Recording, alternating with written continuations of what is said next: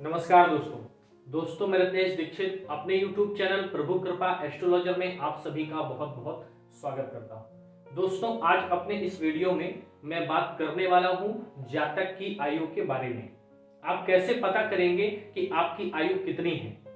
किसी भी व्यक्ति के बारे में या अपने बारे में, उस व्यक्ति को कितने वर्ष तक जीना है या स्वयं की भी आपकी इच्छा है, आप अपने बारे में जानना चाहते हैं कि आपकी आयु क्या है, तो कुंडली के द्वारा, जातक के इस लग्न चक्र के द्वारा उसकी आयु का अध्ययन कैसे किया जाता है, आज अपने वीडियो में मैं इसी के बारे में बात करने वाला हूं। तो यदि आप भी इस विषय को जानने में रुचि रखते हैं तो इस वीडियो को लास्ट तक अवश्य देखिएगा। दोस्तों, ज्योतिष शास्त्र में कुंडली का अध्ययन करना अत्यंत ही आवश्यक है। कुंडली में लग्न चक्र पे आपके सभी महत्वपूर्ण ग्रहों का अध्ययन किया जाता है। जैसे इस समय इस वीडियो में इस बोर्ड पे आपको जो लग्न चक्र दिख रहा है, यह एक जातक की लग्न कुंडली है। इसका अध्ययन यदि हम करें तो दोस्तों, सबसे पहले किसी भी जातक की आयु का अध्ययन जब किया जाता है तो उसकी कुंडली में, उसके लग्न चक्र में, उसके अष्टम भाव से उसकी आयु का अध्ययन किया जाता है। साथ ही साथ अष्टम भाव के अलावा प्रथम भाव अर्थात तन भाव से, अर्थात शरीर के भाव से भी आयु का पता किया जाता है, क्योंकि इससे व्यक्ति के शरीर, पूरे शरीर के बारे में पता चलता है।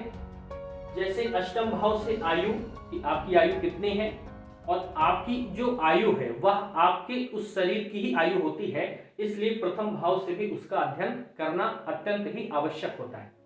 जैसे ये उदाहरण के लिए मैंने एक कुंडली यहाँ पर बनाई हुई है। आप इसका यदि अध्ययन किया जाए तो आप देखेंगे, सबसे पहले हम अष्टम भाव का अध्ययन करते हैं। अष्टम भाव पे यहाँ पे 4 नंबर लिखा हुआ है, आपको दिख रहा होगा।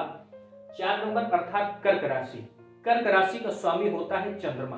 अब आपको ये देखना है कि यहाँ पर जो राशि लिखी है अर्थात कर्क राशि, इसका स्वामी चंद्रमा, उसकी क्या स्थिति है। अष्टम भाव पर किन ग्रहों की दृष्टि आदि पड़ रही है, किन ग्रहों की युति है, तथा उसके बाद प्रथम भाव पर यहाँ पर कौन सी राशि है, उसका स्वामी कहां पर है, प्रबल है अथवा निर्बल है, प्रथम भाव पर कौन सा ग्रह बैठा हुआ है, वो प्रबल है अथवा निर्बल है, आदि सभी चीजों का अध्ययन हम करेंगे। तो सबसे पहले यहाँ पर हमने देखा कर्क राशि बनी हुई है, अर्थात हमारा अष्टम भाव का स्वामी जो है वो है चंद्रमा। अष्टमेश हमारा है चंद्रमा। कर्क राशि का स्वामी चंद्रमा अष्टमेश हुआ, और चंद्रमा अष्टमेश होकर के 12वें भाव में वृश्चिक राशि पर बैठा हुआ है, अर्थात नीच का चंद्रमा 12वें भाव में बैठ गया है। अर्थात चंद्रमा एक शुभ ग्रह है, 12वें भाव में बैठने के कारण वह दुर्बल हो गया है। दूसरा, नीच का बैठा हुआ है 12वें भाव में, इसलिए भी दुर्बल हो गया है।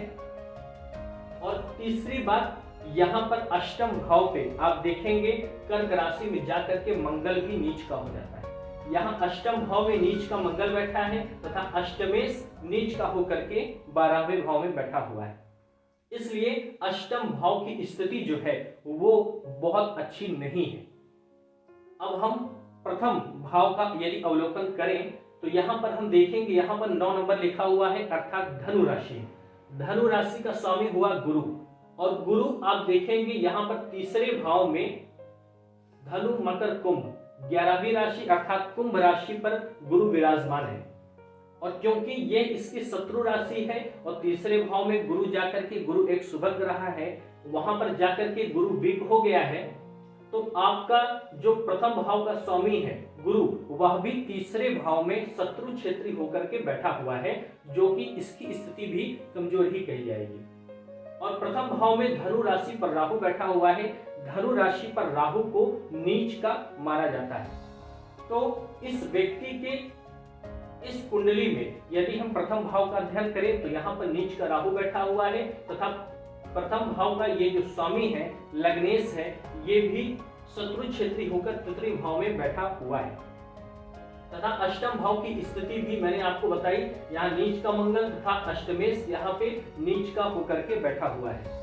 अब एक ग्रह योग आप और भी देखेंगे, जैसे कुंडली में पहला, चौथा, 7वां, 10वां, ये जो 4 खाने हैं ये केंद्र स्थान कहलाते हैं। और इस कुंडली में, इस जातक की कुंडली में केंद्र स्थान पर कोई भी शुभ ग्रह नहीं है। इसलिए यहाँ पर देखिए आपको केवल राहु केतु दिख रहे हैं, बाकी चारों स्थानों पर किसी भी शुभ ग्रह की आपको यहाँ पे नहीं दिख रहा है। यह भी एक इस जातक के लिए अच्छा योग नहीं कहा जाएगा।